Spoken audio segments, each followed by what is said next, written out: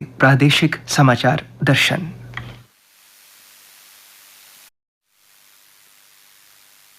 आकाशवाणी जम्मू से प्रस्तुत है प्रादेशिक समाचार दर्शन। समाचार दर्शन के आज के इस अंक में श्रोताओं, हर बार की तरह इस बार भी हम आपके लिए कुछ हट के चुनिंदा खबरें लेकर आए हैं पिछले हफ्ते की, जिनके बारे में जानकर अच्छा लगता है, हट के महसूस होता है। लेकिन कई बार कुछ खबरें ऐसी भी होती हैं जिनके बारे में सुनकर बिल्कुल भी अच्छा नहीं लगता। जी हाँ, हम बात कर रहे हैं प्रोफेसर वेद कुमारी घई जी की। नीलमत पुराण का अंग्रेजी में अनुवाद कर इसे विदेश तक पहुंचाने वाली विख्यात शिक्षाविद व समाज सेविका पद्मश्री प्रोफेसर वेद कुमारी घई का गत मंगलवार को निधन हो गया। वो 92 वर्ष की थीं। गत सप्ताह उनका निधन हो गया। आकाशवाणी जम्मू अपने श्रोताओं की ओर से, अपने तमाम साथियों की ओर से उन्हें श्रद्धांजलि अर्पित करते हुए आज के इस कार्यक्रम की शुरुआत करता है।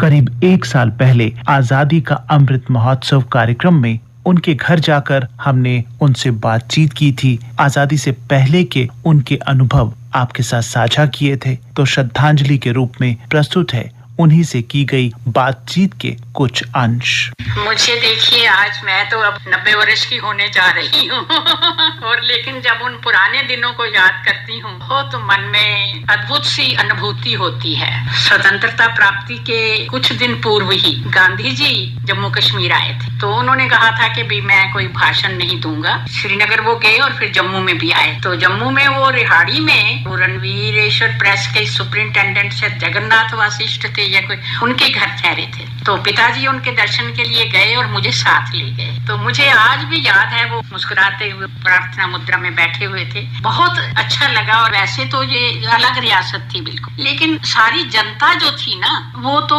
जुड़ी हुई थी पूरे भारत के लोगों के साथ। जो संग्राम चल रहा था स्वतंत्रता का, उसके साथ सभी लोग सहानुभूति भी रखते थे। और वैसे तो महाराजा हरि सिंह भी जो थे मन से, वो भी देशभक्त थे। ऐसा ये बात अलग है कि भाई नेहरू जी के साथ उनका थोड़ा वैसा रहा, पर वो भी उस तरह से थे। तो जम्मू कश्मीर में हम लोग तो मतलब मुझे तो बचपन का यही याद है कि भाई कैसे हम लोग पोस्टर बना के देते थे। हमसे सीनियर लोग शंभुनाथ तुली जी के घर में जाते थे तो वो पोस्टर बना देते थे। उसके बाद कहते थे कि सुलेख में प्रतिलिपियां लिखो। तो बच्चों को तो कोई नहीं मना करता, तुम जाओ गलियों में जाकर के दीवारों के ऊपर लगा दो। और कविताएं वगैरह भी मैं तो यही डोगरी में या हिंदी में थोड़ा बहुत लिखती थी। वही एक मुझे कविता का थोड़ी पंक्तियां वही याद है। एक तो यही कि भाई वो, क्योंकि वो कहते थे ना अंग्रेज के, भाई हम आजादी इनको देंगे तो ये आपस में लड़ेंगे। तो उसी के बारे में एक कविता थी कि भाई तुस जाओ ता सही, आस अपनी आप नबेड़ लगे, तुस अपना कौल निभाओ ता सही, तुस जाओ ता सही।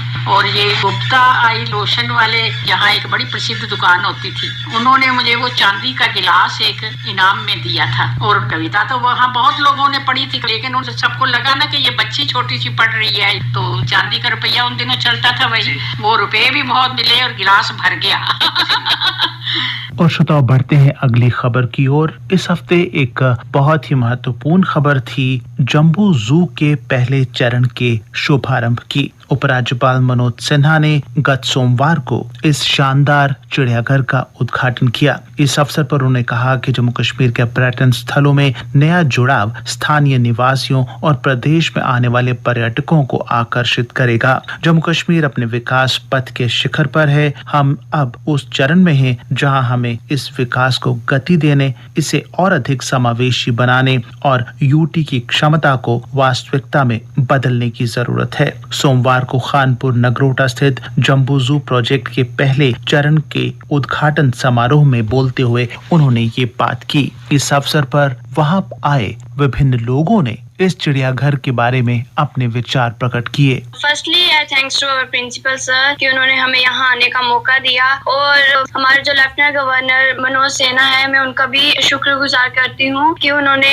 इस जम्बू जू को बनाया। पहले हमारे जम्मू का नाम जम्बू ही था, तो उसी के बेस पे ये जम्बू जू बना और नाम दिया गया है। हमने यहाँ से सीखा कि हमें एनिमल्स को प्रोटेक्ट करना चाहिए, फ्लोरा और फौना को प्रोटेक्ट करना चाहिए। एक तो ये बहुत अच्छी लोकेशन पे है, जो नेशनल हाईवे हमारा है, जो ये रास्ता श्रीनगर और मेन वैष्णो देवी कटरा को जाता है, इस हाईवे पे स्थित है। और इसकी जो टोपोग्राफी है, आई थिंक 80% ये इको फ्रेंडली है। प्लांटेशन है यहाँ पे, अच्छी अच्छी डिजीज हैं, और वाइल्ड लाइफ को फ्रीली एंजॉय करने का, फ्रीली उनको मस्ती से रहने के लिए सबसे बेहतर पॉइंट है।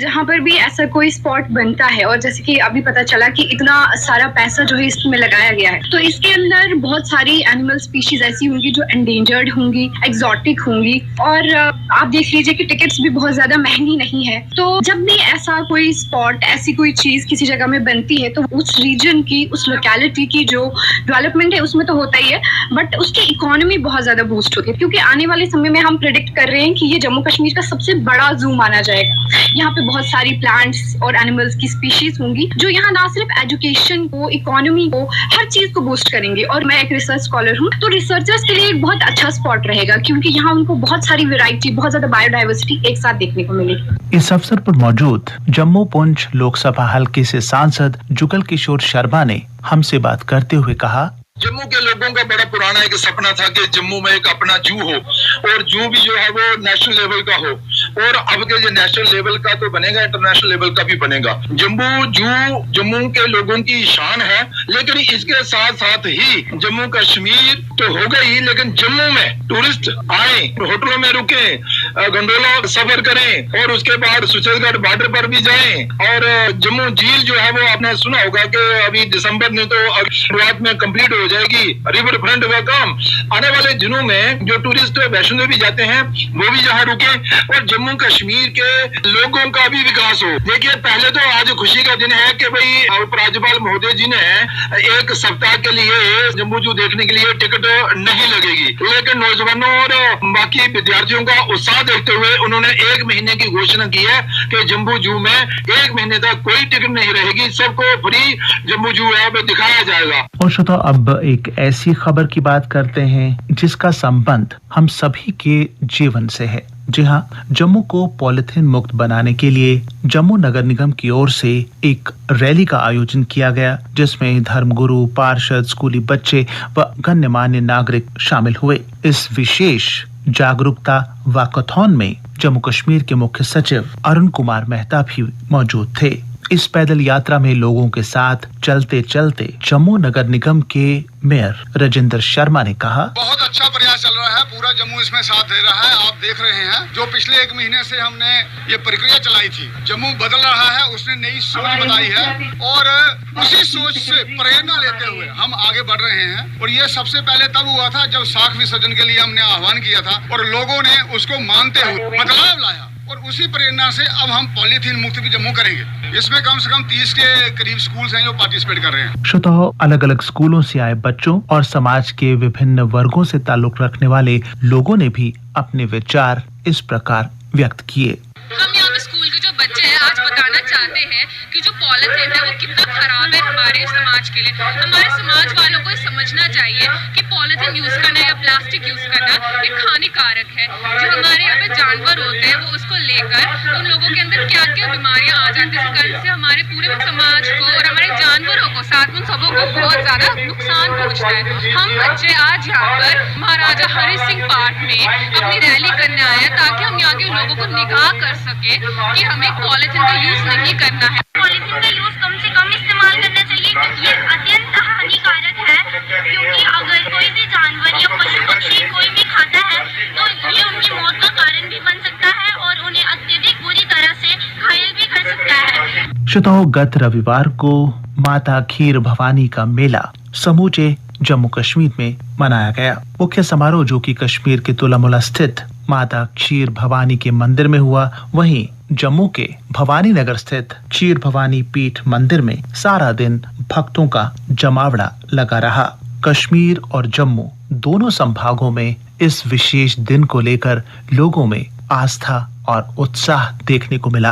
अष्टमी का महापर्व है, खास तौर ये कश्मीरी पंडित समुदाय इसको सदियों से मनाता है। इसका प्रादुर्भाव कश्मीर के इतिहास से जुड़ा हुआ है, कश्मीर के मतलब जन्म से जुड़ा है। प्रभु श्री राम ने जब लंका पे विजय प्राप्त की और लंका में बहुत सारे पाप हो गए, तो माता रानी ने तब आदेश दे दिया हनुमान को कि बेटा यहाँ से अब चलने का समय आ गया, पाप का यहाँ घड़ा भर गया है रावण का, और शक्ति जो रावण के पास थी वो हीन हो गई, और माता हनुमान जी के कंधे पे आके उसने कश्मीर में आके प्रवास किया। आप देखोगे कि कश्मीर का ये जो हमारा सच सनातन का पर्व है, जो भी जहाँ पे है, चाहे मंसगांव में है वहाँ स्प्रिंग है, टिक्कर है वहाँ स्प्रिंग है, बादीपुरा में वहाँ स्प्रिंग है। यहाँ कोई भी डाइटी हो, चाहे हनुमान जी हो, चाहे कृष्ण भगवान हो, चाहे शंकर भगवान, उसके लिए नाग है। इसीलिए कश्मीर एक्चुअली ये सतीसर से निकला हुआ भगवान की देवी शक्ति है, तो यहाँ हर एक गॉड एंड गॉडेस को नाग है। तो यहाँ के लिए गॉडेस दुर्गा जो है हमारी रैगना भगवती, इसके लिए नाग है, तो हम नाग को पूजेंगे। अभी हम नाग में मिल्क ऑफर करेंगे, फ्रूट्स ऑफर करेंगे, ड्राई फ्रूट्स ऑफर करेंगे, केसर ऑफर करेंगे। माया कुंडलनी क्रिया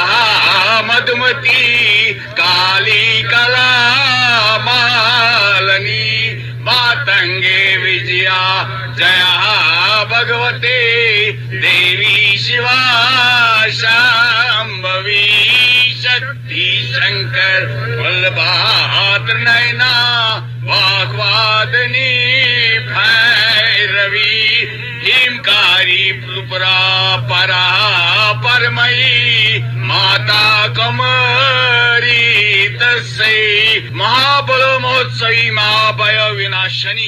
श्रोताओं, गत रविवार को ही सांबा जिले के बीरपुर में दाता रणपत देव की अर्धवार्षिक मेल भी लगी, जिसमें न केवल जम्मू संभाग बल्कि पड़ोसी राज्यों से भी भारी संख्या में श्रद्धालु शिरकत करने और दाता रणपत देव के देवस्थान पर माथा टेकने के लिए आए थे। इस अवसर पर अपने भाव व्यक्त करते हुए श्रद्धालुओं ने कहा, मेला 6 महीने लगता है, बड़ियां रौनक होंदियां ने। जिसले मेला आने वाला जे हुंदा ते 8 दिन पहले दुकानां शुकानां सज्जन लगी पौंदियां ने, ते बहुत हाजर जगह है। मतलब कोई इत्थे आइए जेड़े नहांदे ने, कई औलाद वास्ते आंदे ने स्नान करन, जेड़े आंदे कई दाग जां दब्बे जिन्हें की होंदे ने वो भी नहांदे। बहुत अच्छी जगह है, बड़ा अच्छा मेला लगता है। आज की जो इस वर्ष की गर्मियों की अर्धवार्षिक मेल है, और दाता तालाब की सुबह 4:30 बजे से ही श्रद्धालुओं की काफी भीड़ है। आप देख ही रहे हैं, लंबी लंबी कतारें लगी हुई हैं, और दोपहर 2-3 बजे तक 3-4 लाख श्रद्धालु आने की संभावना है। तो ये एक ऐतिहासिक तीर्थ स्थल है। जो सांबा जिले के 3 बड़े मेले लगते हैं उनमें से एक है। तो ये एक अलग किस्म का मेला है जो 3 जगह लगता है और दिन भर रात में चलता है। ये दाता तालाब जो उनकी दाता रणपत देव की कर्मस्थली थी, और इसके साथ बीरपुर में जो उनका पैतृक घर था जिसको दाता दरबार कहते हैं, और जहाँ उनका धड़ गिरा था उसको दाता डेरा कहते हैं। तो दाता रणपत देव जिन्होंने जो सच्चाई, मानवता, धर्म और न्याय के प्रतीक थे, सच्चाई की खातिर जिन्होंने शहादत दी थी, तो उनकी याद में जहाँ चाणक्य राजपूत और सड़ोत्रा ब्राह्मणों की एक संयुक्त समिति स्थल की देखरेख करती है और संचालन करती है, और हिंदू धर्म से संबंधित हर जाति के लोग रणपत देव जी को दाता देव के रूप में मानकर उनका आशीर्वाद लेते हैं और श्रद्धा से उनकी पूजा करते हैं। मैं यहाँ पे मेला देखने आई हूँ। हर साल यहाँ पे मेला लगता है दाता जी का, और मैं भी हर साल यहाँ पे आती हूँ। यहाँ पे हम पूजा करते हैं और अपनी मन्नतें मांगते हैं, और हमारी मन्नतें भी पूरी होती हैं। हम बहुत खुश हैं। श्रोताओं, समाचार दर्शन की आज के इस अंक में इतना ही। तकनीकी सहयोग कोमल त्रकड़ू का, वाचक एवं सह संपादक जगमोहन शर्मा, संपादक RK रैना और प्रस्तुति आकाशवाणी के क्षेत्रीय समाचार एकांश जम्मू की।